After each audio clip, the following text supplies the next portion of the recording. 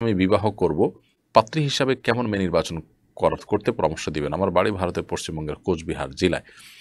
ভাই মুন্না খান, আল্লাহ তাআলা আপনাকে সুপাত্রীর ব্যবস্থা করে দিন, এবং সৎ এবং নেককার জীবনসঙ্গীর ব্যবস্থা করে দিন। আমরা মনে প্রাণে দোয়া করি আপনার জন্য।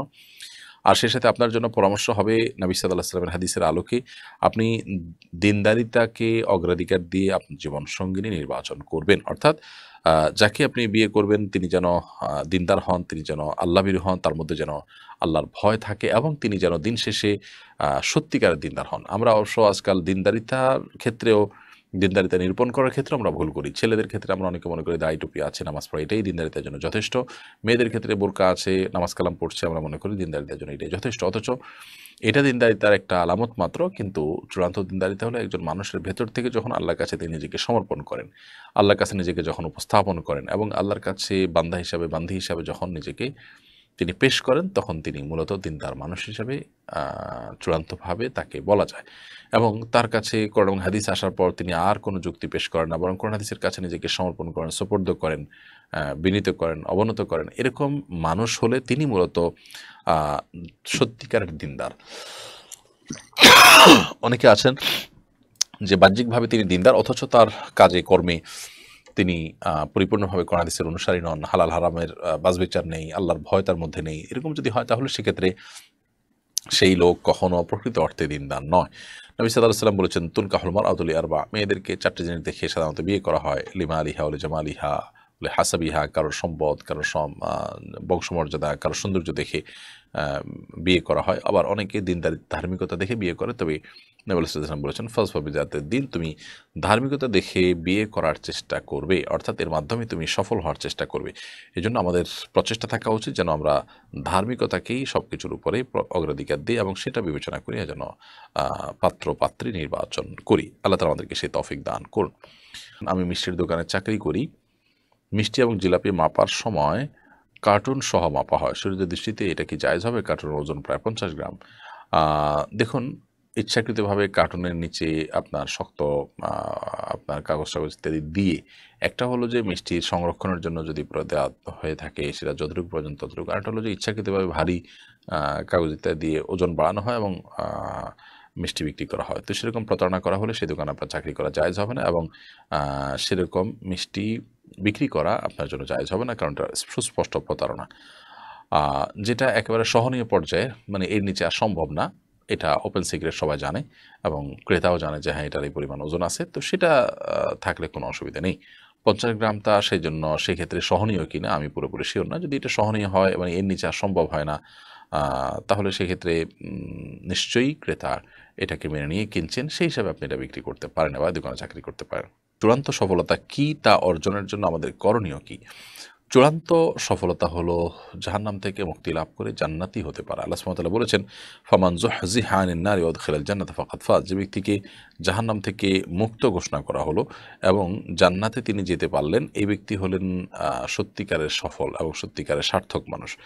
তো সেই সত্যিকারের সফল এবং সার্থক মানুষ হওয়ার জন্য আমাদের জাহান্নাম থেকে মুক্তির যে আমলগুলো আছে, উপায়গুলো আছে, সেই উপায়গুলো আমাদেরকে অবলম্বন করতে হবে এবং আ জান্নাতে যাওয়ার জন্য যে সমস্ত পথগুলো আছে, সেই পথগুলো আমাদেরকে অবলম্বন করতে হবে। তো এই কাজগুলো যদি আমরা করতে পারি ইনশাআল্লাহ বিইذনিল্লাহ আ আমরা জান্নাতে যাওয়ার উপযুক্ত হব এবং আল্লাহ তাআলা হয়তো আমাদেরকে জান্নাতে দিবেন, সেই আশা জোরালোভাবে আমরা আল্লাহ তাআলার কাছে রাখবো। তো খোলাসা কথা হলো যে চূড়ান্ত সফলতা হলো আপনি জাহান্নাম থেকে মুক্ত হয়ে জান্নাতি হতে পারা।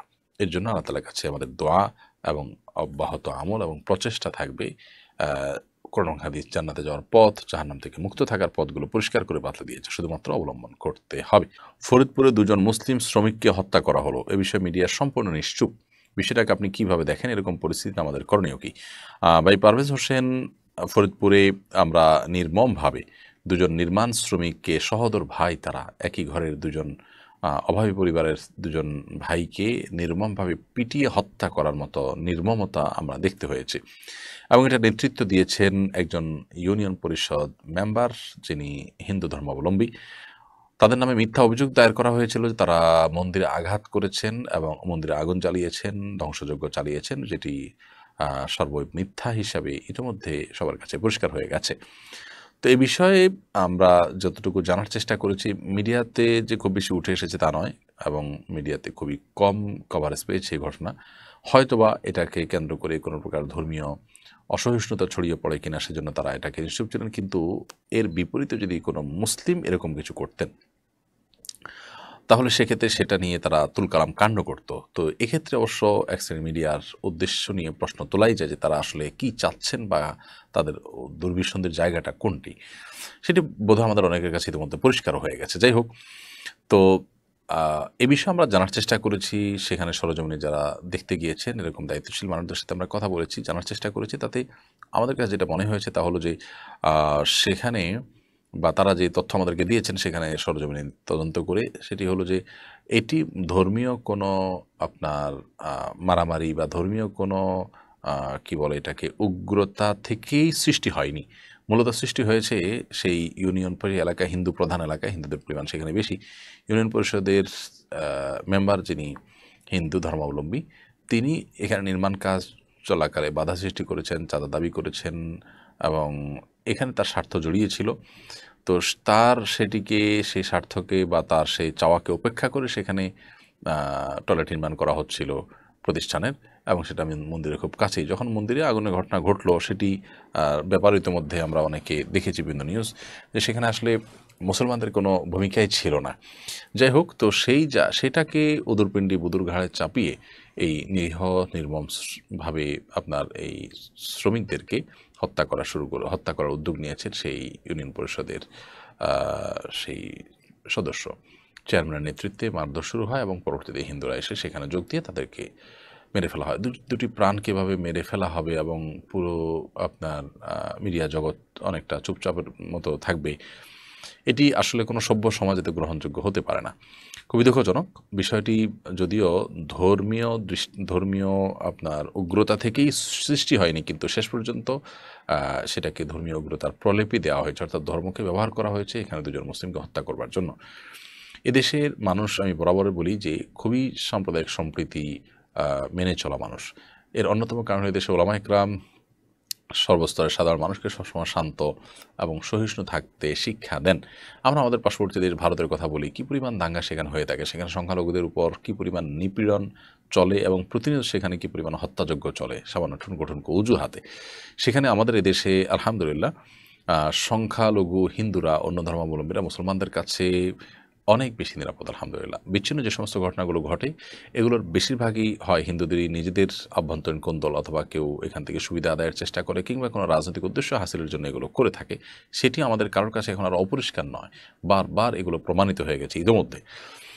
এরপরও যে কোনো মুসলিম ভুল করছে না তা না, কিন্তু সব পরিমাণে সেটা এতই কম যে আসলে উল্লেখ করার মতো নয়। এরকম একটা জায়গায় এ ধরনের বিষয়কে যদি শক্ত হাতে দমন করা না হয়, দৃষ্টান্তমূলক শাস্তি দেওয়া না হয়, তাহলে মানুষের কাছে ভুল বার্তা যাবে এবং মানুষ ভুল মেসেজ নেবে এবং এগুলো অত্যন্ত ভয়াবহ আকার পরিগ্রহ করতে পারে। সেজন্য দায়িত্বশীলতার সাথে বিষয়গুলোকে দেখবেন এবং বিবেচনা করবেন, উপযুক্ত শাস্তি নিশ্চিত করবেন দ্রুততম সময়ে অপরাধীদেরকে। নিশ্চয়ই ইউনিয়ন পরিষদের মেম্বার, চেয়ারম্যান যারাই জড়িত থাকেন তাদের হীনস্বার্থ চরিতার্থ করবার জন্য এখানে ধর্মকে টেনে এনে নির্মমভাবে দুজন মুসলিম শ্রমিককে যে খুন করা হলো, এটার মানে দ্রুততার সাথে বিচার হওয়া এবং বিচার শাস্তি কার্যকর করা উচিত।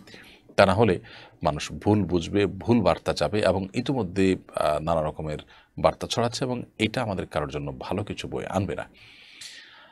বিধায় ধর্মীয় সম্প্রীতি রক্ষা করবার প্রয়োজনেই এটাকে ধামাচাপা দেওয়া নয়, বরং উপযুক্ত আপনার তদন্তের মাধ্যমে উপযুক্ত দোষী ব্যক্তিদেরকে উপযুক্ত শাস্তি দেওয়া উচিত।